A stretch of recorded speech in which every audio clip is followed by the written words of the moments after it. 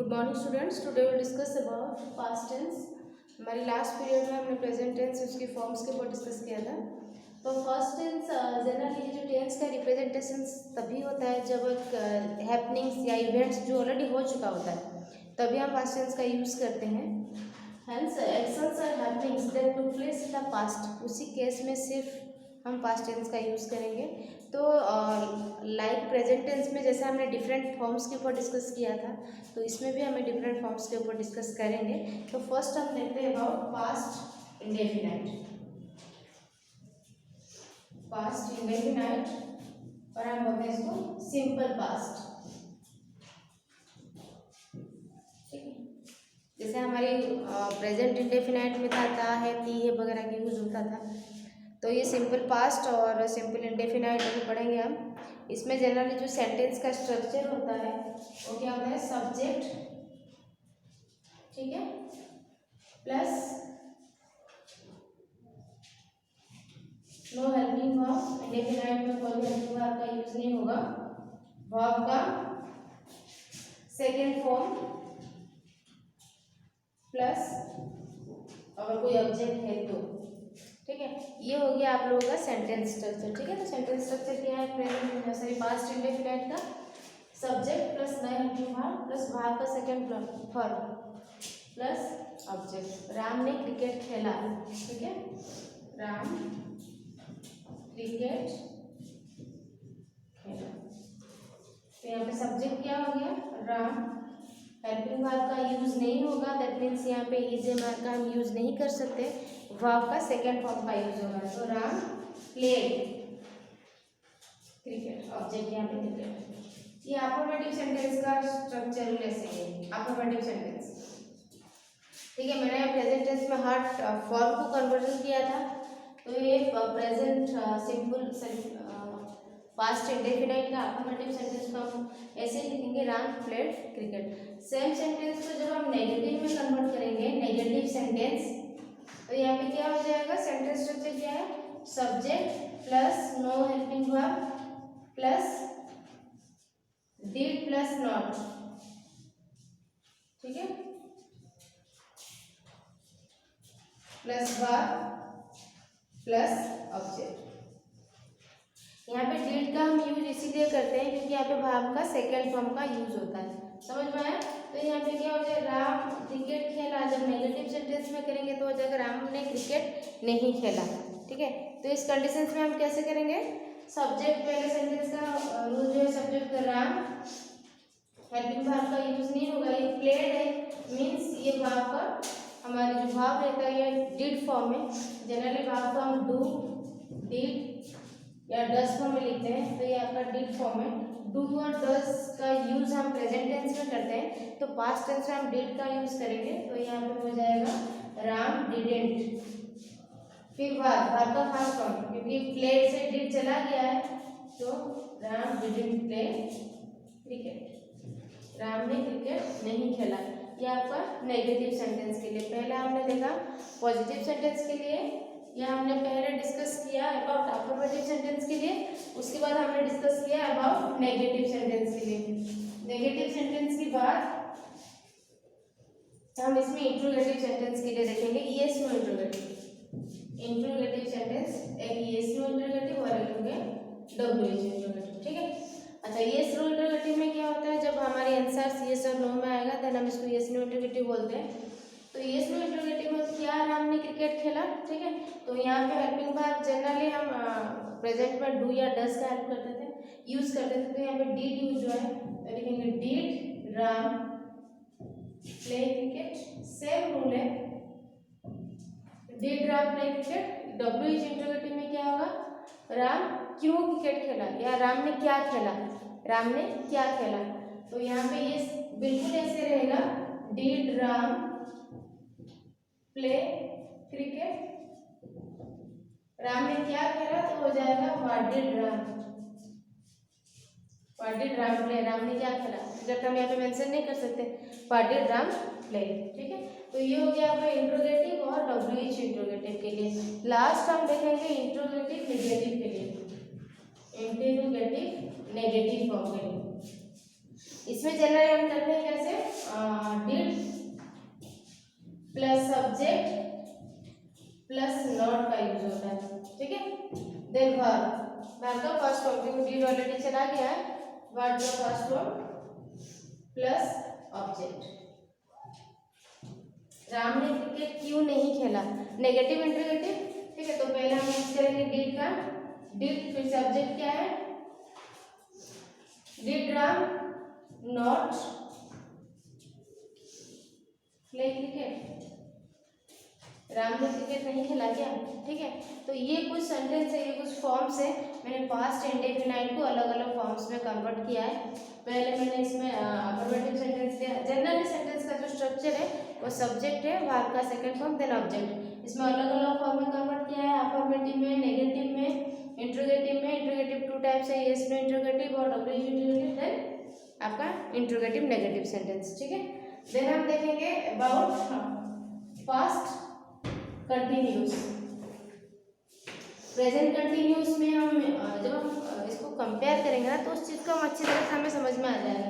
एक था हमारे लास्ट पीरियड में हमने देखा था प्रेजेंट कंटिन्यूस, और ये आज past continuous. Present continuous means जो काम अभी हो रही है उस चीज़ को हम प्रेजेंट कंटिन्यूस बोलेंगे, और जो काम हो रहा था उसको हम पास्ट कंटिन्यूस बोलेंगे। एक डिफरेंस, जैसे राम खेल रहा है, प्रेजेंट कंटिन्यूस ये काम अभी हो रहा है, कंटिन्यूटी अभी चल रहा है, और एक राम खेल रहा था।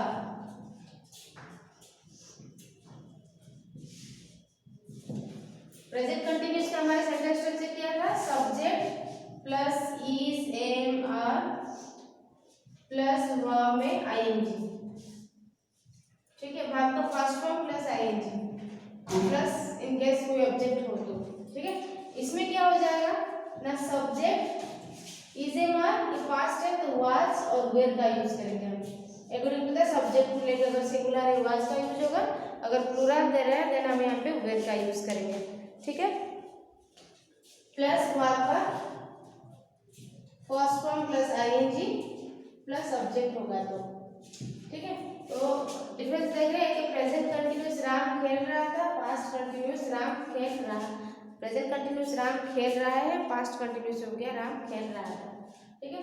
तो यहाँ पे हो जाएगा subject Ram is playing, Ram खेल रहा है, इसमें हो जाएगा राम खेल रहा था, सब्जेक्ट हमारा थर्ड पर्सन सिंगुलर है तो उसी के अकॉर्डिंग हेल्पिंग वर्ब हो जाएगा वाज, राम वाज प्लेइंग। ये अफर्मेटिव सेंटेंस है, ये अफर्मेटिव सेंटेंस है। जब इसको नेगेटिव में करेंगे हम तो क्या हो जाएगा, Ram is not playing, helping verb plus ING, continuous में हेल्पिंग वर्ब हम यूज करते हैं, इसमें हो जाएगा राम वाज नॉट प्लेइंग, ठीक है। देन जब इसको हम यस नो इंटरोगेटिव में करेंगे, is Ram playing, is Ram playing. WH interrogative में करेंगे, क्या राम खेलता है, what is Ram playing. Negative interrogative में राम क्यों नहीं खेलता है तो हो जाएगा इज राम नॉट प्लेइंग, क्या राम नहीं खेलता, इज राम नॉट प्लेइंग, ठीक है। तो सेम कंडीशंस में यहाँ का अफर्मेटिव सेंटेंस हो गया, नेगेटिव सेंटेंस में वही है, subject plus was plus were plus not plus verb का फर्स्ट फॉर्म प्लस आईएनजी, ठीक है। राम वाज नॉट प्लेइंग, क्या राम खेल रहा था तो हो जाएगा वाज राम प्लेइंग, ठीक है। ये हो गया आपका yes no interrogative. Yes no में पहले वाज और were plus subject plus verb का आईएनजी फॉर्म, ठीक है। ये यस नो इंटरोगेटिव। कहाँ पे राम खेल रहा था, अगर आप कहाँ पे करेंगे, क्यों राम खेल रहा था, वो तो कब खेल रहा था, तो अकॉर्डिंग टू उसको हम WH वर्ड अलग अलग यूज करेंगे। सपोज यहाँ पे राम कब खेल रहा था, कब के लिए हम व्हेन यूज करेंगे, बाकी जो है सेंटेंस पे से लिखना है, when was Ram playing, when was Ram playing. Ram क्यों नहीं खेल रहा था, क्या राम, क्या हो सकता है राम क्या राम नहीं खेल रहा था, तो नेगेटिव इंटरोगेटिव हो गया, तो इसमें हो जाएगा वाज, ये नेगेटिव इंटरोगेटिव है, नेगेटिव इंटरोगेटिव है, वाज राम नॉट प्लेइंग, उसका यूजेस मैं क्या डिस्कस करूँगी, ठीक है। तो मैंने कहा यहाँ पे हमने आज इसमें देखा कि कैसे हम प्रेजेंट इंडेफिनाइट और सॉरी प्रेजेंट कंटिन्यूस और पास्ट कंटिन्यूस के हमने अच्छी तरह से यहाँ पे कंपेयर किया है, ठीक है। प्रेजेंट कंटिन्यूस जनरली उसका अलग अलग फॉर्म्स, इसमें सब्जेक्ट इजेवार का यूज होगा, भाव का आईएनजी फॉर्म लगेगा, और उसमें वाज और वेज लगेगा, और उसमें भी भाव का आईएनजी फॉर्म लगेगा। देन अकॉर्डिंग टू ऑब्जेक्ट इसका यूजेस अलग अलग होकर चला जाएगा, ठीक है। देन हम देखते हैं इन दोनों का use, the uses of past indefinite and uses of past continuous.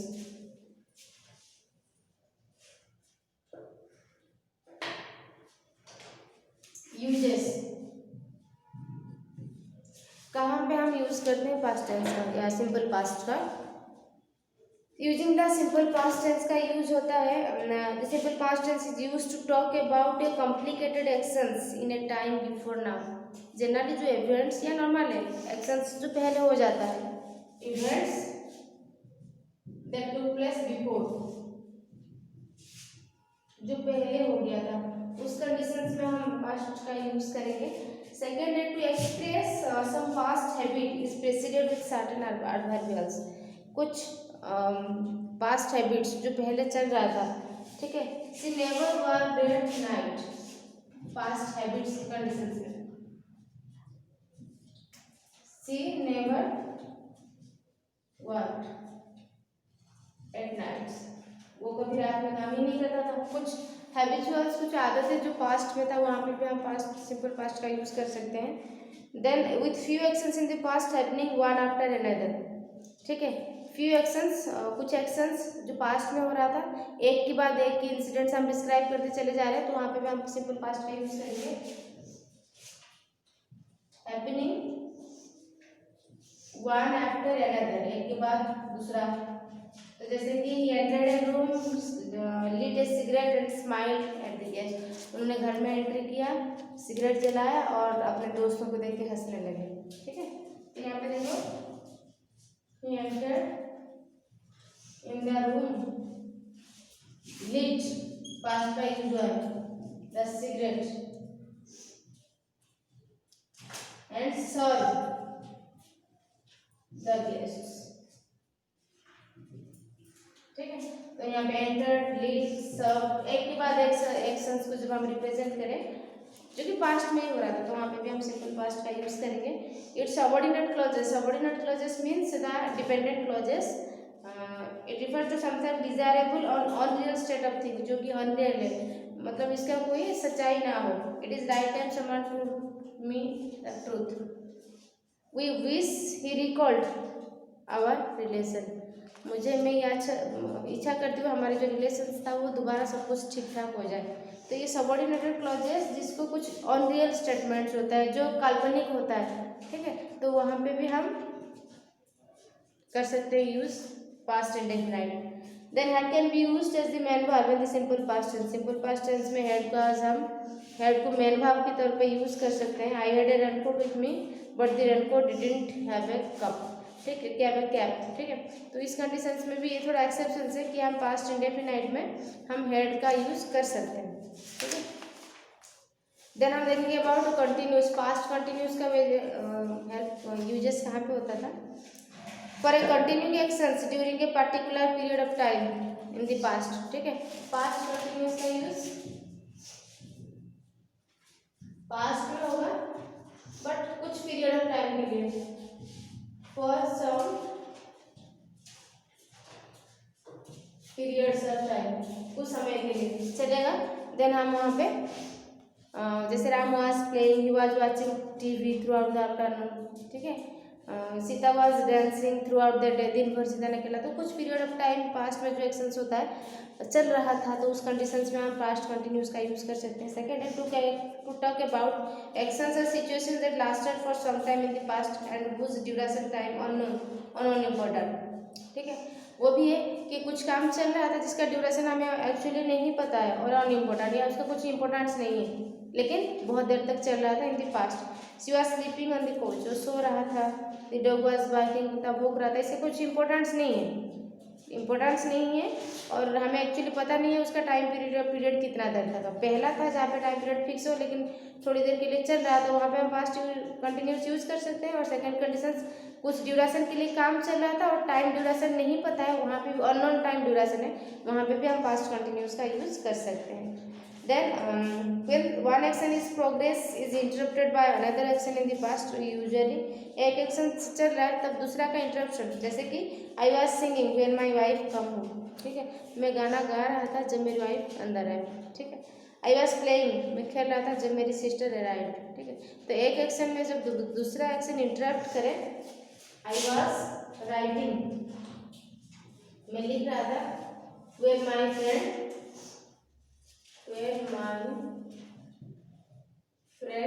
केम, जब मेरी दोस्त आई मैं लिख रहा था। यहाँ पे भी हम कंटिन्यूस का यूज कर सकते हैं जब एक एक्शन को दूसरा एक्शन इंटरप्ट करे तो।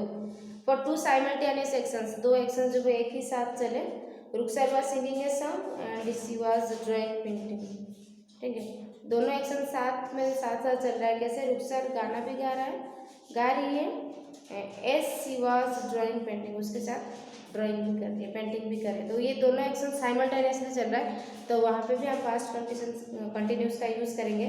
If you want to ask a polite question, जब आप कोई पोलाइट रिक्वेस्ट या क्वेश्चन पूछना चाहते हैं तो वहाँ पे भी हम पास्ट कंटिन्यूस का यूज कर सकते हैं। जैसे I was wondering if you could open the door, I was thinking you might help me with this problem, मैं सोच रहा हूँ हो सकता है मुझे हेल्प करोगे। ये पोलाइट क्वेश्चन था। I was thinking you must या you might help me with this problem, मेरी समस्या का समाधान आप ही करवा दोगे। तो ये कुछ पोलाइट क्वेश्चन है जहाँ पे हम पास्ट कंटिन्यूस का यूज कर सकते हैं। हमारे नेक्स्ट पीरियड में हम देखेंगे about the past perfect and past perfect continuous, ठीक है। Thank you.